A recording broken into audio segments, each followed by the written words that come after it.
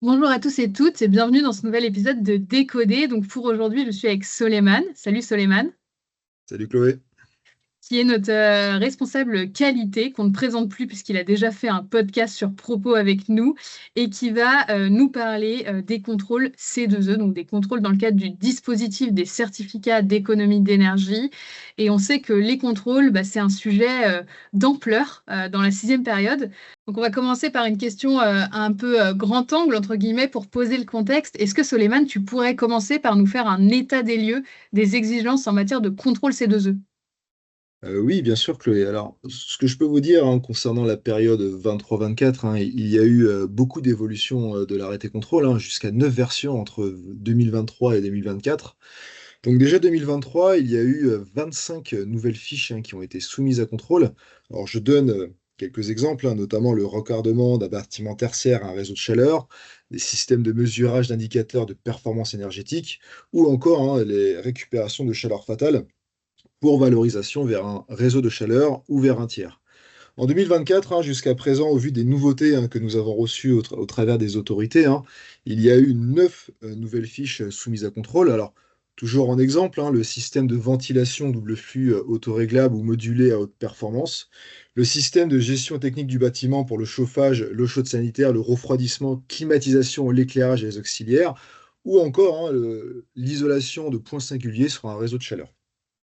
Donc, toute cette évolution depuis 2 ans, il y a eu, voilà, un renforcement, des contrôles associés à la plupart des fiches, aujourd'hui que nous connaissons, notamment un renforcement aussi sur les contrôles par contact, des questions qui sont de plus en plus orientées pour vérifier la conformité, vis-à-vis de l'opération.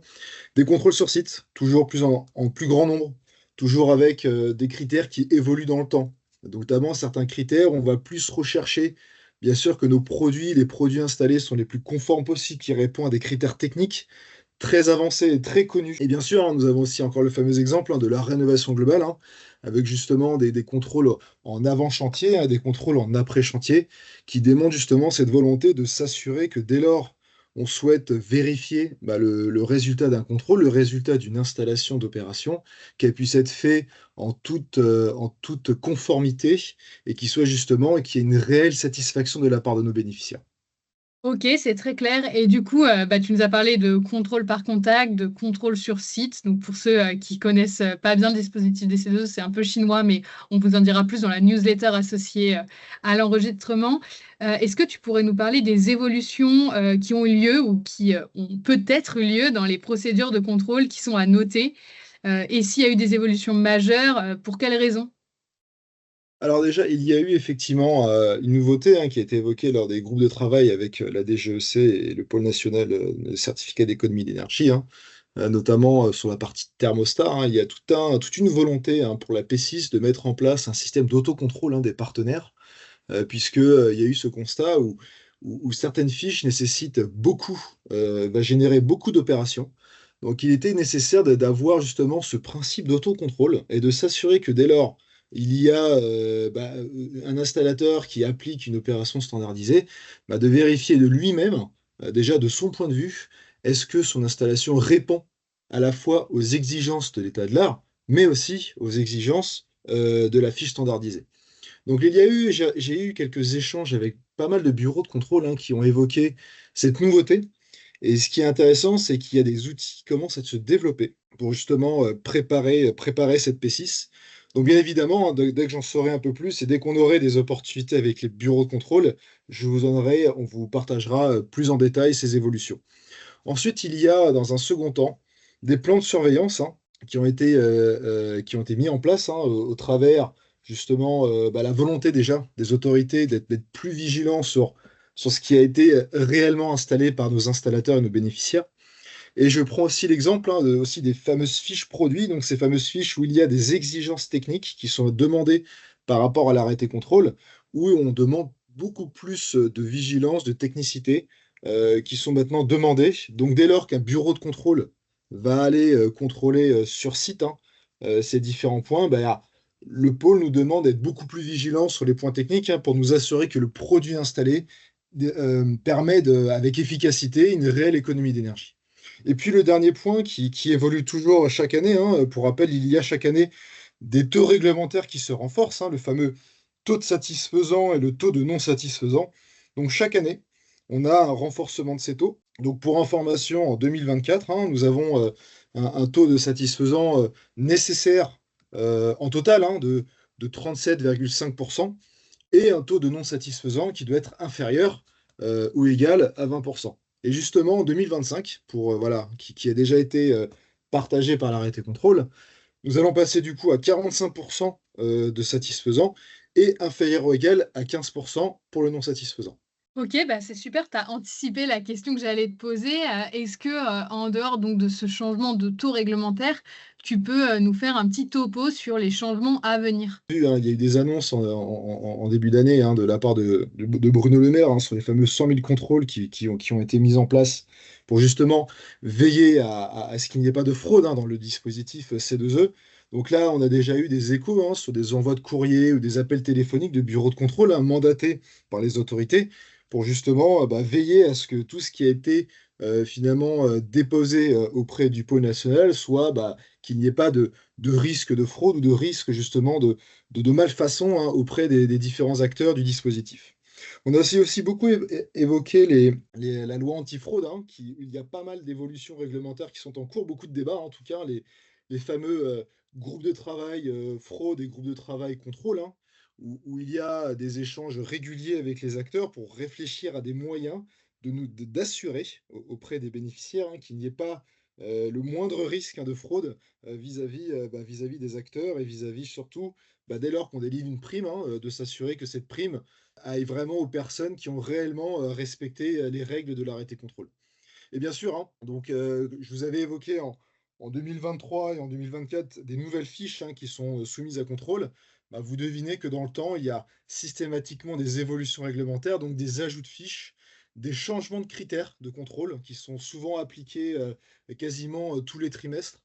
Donc ça permet justement de veiller à ce que dès qu'il y a des remontées de la part d'acteurs sur certains risques vis-à-vis des contrôles, de systématiquement mettre à jour ces critères pour permettre derrière de s'assurer qu'on n'ait pas de risque de fraude ou de malfaçon. OK, bah, super clair et du coup, si on parle un peu, concret pour les personnes qui nous écoutent, c'est quoi l'impact sur, les bénéficiaires, donc ceux qui bénéficient des primes C2E? Alors il est vrai que dans un premier temps, plus on fait du contrôle, plus les critères sont compliqués, difficiles à mettre en place, plus forcément ça va créer des délais sur la constitution des dossiers et bien sûr sur les dépôts et l'attribution de primes. Donc il y a un enjeu majeur, c'est vraiment de veiller à ce que dès lors que plus ces contrôles sont de plus en plus contraignants, de réfléchir à des modèles auprès des différents acteurs ainsi que le bureau de contrôle pour permettre de réduire ces fameux délais. Donc de mon point de vue, la clé, c'est vraiment la communication entre les parties intéressées, puisque on a remarqué très très souvent des délais substantiels auprès des contrôles du fait parce qu'il y a par exemple des problèmes de contact, des problèmes de compréhension, ou des fois des problèmes où on doit aussi accompagner certains acteurs, certains bénéficiaires pour leur expliquer comment c'est contrôlé, sous quels critères et qu'est-ce qu'ils doivent faire pour justement faciliter les contrôles. Et bien sûr, il y a d'un second une autre étape, qui est justement des prises de contact post-travaux qui sont réalisées aujourd'hui. Donc ça peut être des prises de contact tout simplement avec des contrôles par contact, qui sont réalisés au vu de l'arrêté contrôle. Ça peut être aussi des prises de contact qui sont réalisées par les autorités, afin de s'assurer que justement qu'il n'y ait pas de problème vis-à-vis de l'opération. Donc ce qui évidemment peut créer, voilà, ce qui peut créer un impact justement sur ces primes, sur ces dossiers, puisque voilà, on renforce de plus en plus, l'arrêté contrôle pour justement, pour pas que demain, des bénéficiaires se sentent lésés. Et bien sûr, il y a ce principe de correction des travaux, de réintervention de travaux, où là, clairement, plus les contrôles sont compliqués, difficiles, plus ça crée du débat vis-à-vis du bureau de contrôle et de l'installateur, puisqu'on a remarqué que plus les critères sont peut-être soumis à interprétation, ce qui peut arriver vu que nous sommes dans un système assez évolutif, donc ça peut créer des retards, ça peut créer du débat, des refus de contrôle. Donc c'est pour ça qu'il est vraiment important de créer ce débat avec les différents acteurs pour faciliter l'attribution des primes. OK, super clair et du coup, bah, pour terminer, cet épisode, est-ce que tu peux nous dire comment nous, on agit pour limiter cet impact? Oui, bien sûr. Alors, ce que je peux vous dire déjà, un petit état des lieux, hein, 2023-2024, hein. Chez Certinergie, nous avons contrôlé 22 fiches. Donc, ça passe de l'isolation résidentielle, tertiaire, du transport, du matelas d'isolant, de la rénovation globale des chaudières, etc., etc. Dans ces contrôles, nous avons contrôlé justement plus de 1600 opérations, hein, par rapport à ce qui était échantillonné. Donc, jusqu'à 6000 opérations avec 1600 opérations de contrôle. Donc, ça fait environ 28% de contrôle sur site et environ 16% de contrôle par contact téléphonique. Donc, nous sommes aujourd'hui à 44% de notre production qui a été contrôlée. Donc, le résultat, 23-24, hein, nous sommes aujourd'hui à 74% de satisfaisants, 15% de non satisfaisants et 11% de non vérifiables. Donc, le constat, hein, c'est que pour justement permettre de réduire, hein, finalement ce taux de non satisfaisant, ce qui est vraiment quelque chose d'assez majeur chez Certinergie, déjà, c'est la relation forte à avoir avec les bureaux de contrôle. Donc, il y a réellement besoin de communiquer régulièrement, hein, en échangeant sur les nouveautés réglementaires, sur débattre aussi sur certains éléments, pour justement bien comprendre quels sont les attendus vis-à-vis des autorités, vis-à-vis des délégataires mandataires et vis-à-vis justement des bureaux de contrôle. Donc, il y a aussi, chez Certinergie, on a mis en place une campagne de contrôle supplémentaire, hein, puisqu'on a vu qu'il y a des fiches aujourd'hui qui ne sont pas soumises à contrôle. Donc, il y a un besoin d'être très vigilant, hein, sur ces fiches-là pour justement éviter tout risque de fraude ou de malfaçon, hein. On les a appelés des contrôles volontaires, hein, qui sont réalisés par des bureaux de contrôle. Nous avons aussi des contrôleurs internes, hein, pour justement veiller à ce qu'il y ait le moindre problème vis-à-vis de ces contrôles. Et bien sûr, hein, il est primordial de communiquer efficacement avec nos partenaires installateurs et nos partenaires bénéficiaires, hein, puisque le constat est que si on ne communique pas sur ces règles, sur ces critères, forcément, le risque, hein, comme vous le savez, c'est qu'on peut avoir une augmentation de ce taux de non satisfaisant. Et dernier point d'attention de notre point de vue, hein, quand on doit prendre rendez-vous pour réaliser ces contrôles, le constat, c'est que si tous les acteurs sont liés à l'opération ne sont pas présents lors de ces contrôles, à chaque fois, il y a beaucoup voilà, de discussions, d'échanges, de retours en arrière, puisqu'on s'est rendu compte que si tout le monde n'est pas là, forcément, ça crée un débat, ça crée des refus, ça crée une volonté justement de rentrer en profondeur sur ces contrôles. Donc, ce qui est clé, c'est vraiment la communication, de faire venir tous les acteurs et justement de bien se mettre d'accord sur les attendus et sur ce que veut aussi l'arrêté contrôle vis-à-vis des critères utilisés aujourd'hui. Ok, très clair. Merci beaucoup, Soleiman. Ce qu'on peut noter, c'est qu'il y a de l'actualité hein, autour des contrôles C2E, que c'est toujours poussé par un souhait de plus de qualité, un souhait de moins de fraude et de donner des primes pour des travaux qui sont faits dans les règles de l'art.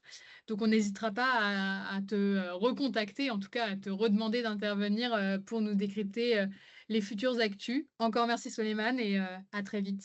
Un grand plaisir, Chloé. À très bientôt. Merci, au revoir.